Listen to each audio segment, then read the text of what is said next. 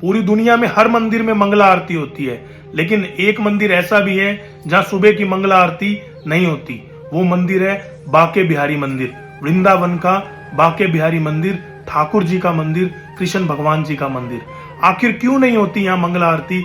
आइए मैं विक्रांत दमीजा आपको बताता हूँ। हुआ यूं कि वहां एक व्यक्ति था जो रोज ठाकुर जी के बांके बिहारी मंदिर के बाहर सफाई किया करता, झाड़ू पोछे का काम डेली किया करता, और भी जो भी सफाई थी वो किया करता। वहीं पर भोजन करता था और रात को वहीं पर सो जाता था। जो भी भक्तगण वहां आते थे उनको सारा दिन कृष्ण कृष्ण राधे राधे, बस यही उसका कार्य था। दैनिक दिनचर्या यही बनी हुई थी, जीवन इस तरह ही गुजर रहा था। पुजारी जी बहुत लंबे समय से उस व्यक्ति को देख रहे थे। एक दिन पुजारी जी ने सोचा कि अरे ये व्यक्ति सारा समय मंदिर के आसपास सफाई का काम करता है, झाड़ू पोछा लगाता है, आने जाने वाले श्रद्धालुओं को कृष्ण कृष्ण राधे राधे बोलता है, क्यों ना इसको कोई काम दिया जाए। वो पुजारी उस व्यक्ति के पास गए, उसको जाकर कहा कि कोई काम करेगा। उसने कहा हाँ बताइए।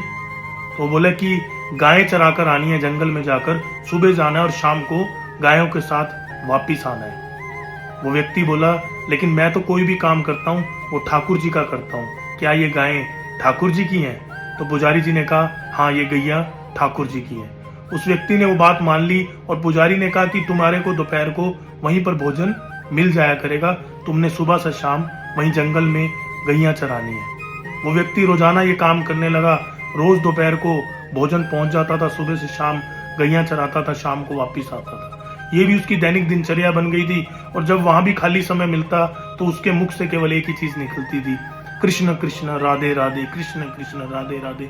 जीवन बड़ा अच्छा चल रहा था। एक दिन हुआ यूं कि दोपहर को भोजन नहीं आया।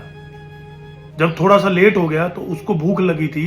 वो मन ही मन सोचने लगा कि आज पुजारी जी लगता है भोजन भेजना भूल गए, या जिस व्यक्ति की ड्यूटी लगी हुई है वो यहाँ पर भोजन लाना भूल गया।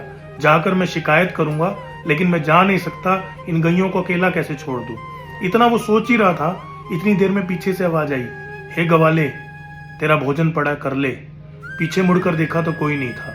देखा तो पेड़ के नीचे एक लाल कपड़े में ढका हुआ बर्तन थे। जब ओपन किया तो एक थाल और बहुत से बर्तन दिखे और उसमें 56 भोग थे। तरह तरह का भोजन था। उस व्यक्ति ने सोचा कि हो सकता है आज इतना सारा भोजन बना है, इस वजह से लेट हो गया हो। चलिए अब उसकी शिकायत दूर हो गई थी, लेकिन वो ये सोच रहा था कि भोजन रखकर कौन गया है, कोई दूर दूर तक दिखाई नहीं दे रहा था। मन ही मन उसने सोचा कि हो सकता है कि ये भोजन खुद ठाकुर रख गया हो। वो ठाकुर जी का इतना अनन्य भक्त था, इतना प्यार करता था ठाकुर जी से कि उसे लगता था कि ठाकुर जी किसी भी समय उसके सामने आ सकते हैं, कभी भी साक्षात उसके सामने प्रकट हो सकते हैं। ऐसा दृढ़ निश्चय, ऐसा दृढ़ विश्वास था उसका। उसने भोजन किया और गैया चराने के बाद जब शाम को निकलने लगा तो उसी लाल कपड़े में सारे बर्तनों को बांधा और चल दिया। शाम को पुजारी जी पर पहुंचा, जाते बोला कि आज भोजन देने में बहुत देरी कर दी, आपका व्यक्ति मुझे दिखा भी नहीं, मुझे तो लगता है जैसे ठाकुर जी ही मेरे लिए भोजन रख गए, और आज भोजन था भी बहुत सारा। पुजारी जी ने जब ये बात सुनी तो पुजारी जी हैरान हो गए, सोचने लगे आज तो भोजन बना ही नहीं, आज तो एकादशी है, आज तो सभी ने व्रत रखा हुआ है। इतना वो सोच ही रहे थे कि उन्होंने उसके हाथ में वो लाल कपड़े और बर्तन देखा। ये तो वही बर्तन थे जिसमें ठाकुर जी को भोग लगाया जाता है। पुजारी समझ गया था कि शायद आज ठाकुर जी खुद ब खुद इसके पास आए हैं, खुद इसको भोजन देकर गए हैं। उसे लगा कि ये इतना ज्यादा अनन्य भक्त है ठाकुर जी का, और ठाकुर जी भी इससे इतना प्यार करते हैं, फिर क्यों ना इसको मंदिर में ही कोई काम दे दिया जाए। तो उसने उस व्यक्ति को कहा कि अब से तेरा जो कार्य है वो मंदिर में ही रहेगा। वो बोले मतलब? बोले जब मंदिर के कपाट बंद होंगे तब से लेकर सुबह मंगला आरती तक तू मंदिर की देख रेख करोगे, कोई भी आए ना कोई भी जाए ना, इस चीज का ध्यान रखोगे। वो बोले ठीक है। हुआ यूं कि वो अपनी ड्यूटी शुरू कर दी। रात के 12 साढ़े 12 बजे ठाकुर जी मंदिर से बाहर निकले। इस व्यक्ति ने रोक लिया। ठाकुर जी बोले मुझे क्यों रोक रहा है, मैं तो ठाकुर हूं, मेरा ही तो मंदिर है। वो बोले नहीं, मुझे पुजारी जी ने ड्यूटी दी है कि कोई भी बाहर ना आए, कोई भी अंदर ना जाए, और मैं अपनी ड्यूटी निभा रहा हूं। आप भी अंदर जाओ और जाकर विश्राम करो, रात्रि बहुत होगी है, आराम का समय है। ठाकुर जी समझ गए बड़ा ईमानदार है मेरा भक्त, लेकिन ठाकुर जी ठहरे बड़े चालाक। तो ठाकुर जी ने उसको कहा कि मैं इतने सदियों से जा रहा हूं, मुझे मत रोक, एक काम कर तू भी मेरे साथ चल।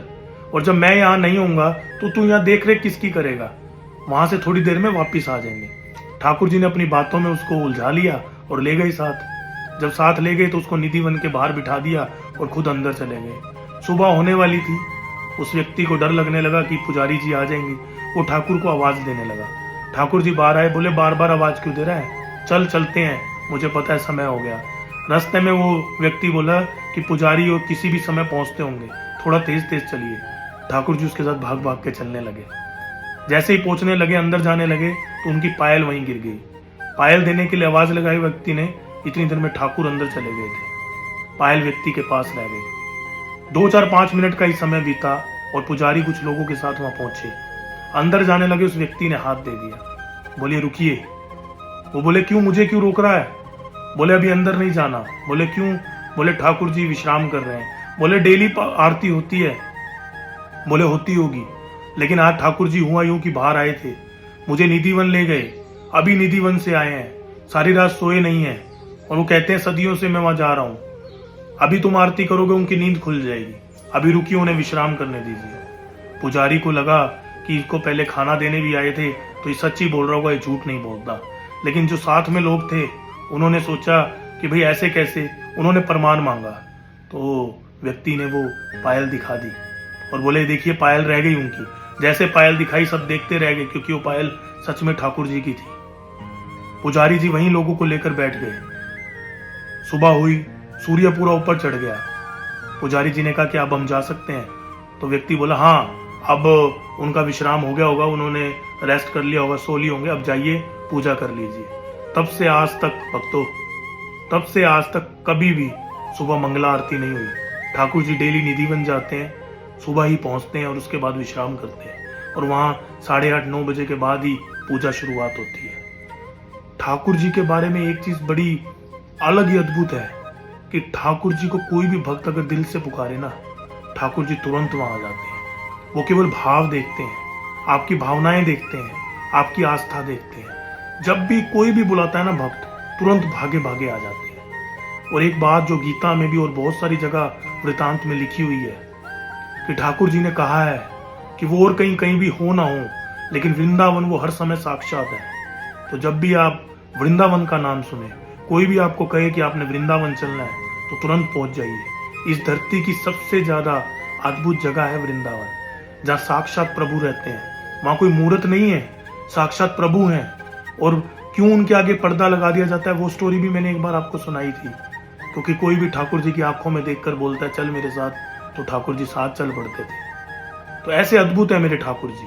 तो जब भी वहां जाएं तो इस भाव से जाएं कि आप साक्षात दर्शन करने जा रहे हैं।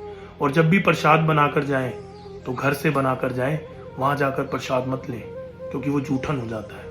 वापसी में लोगों को बांटने के लिए वहां से प्रसाद ले सकते हैं, लेकिन ठाकुर जी के लिए प्रसाद अपने घर से अपने हाथ से बनाकर जाएं। ठाकुर जी की कृपा आप पर बनी रहे और आप दिन ब दिन उनकी शरण में और ज्यादा बढ़ते चले जाएं। आपकी आस्था और ज्यादा पूर्ण हो और संपूर्ण हो, आपका विश्वास बढ़ता चला जाए और राधा रानी और ठाकुर जी की कृपा आप पर बनी रहे। जय जय श्री राधे।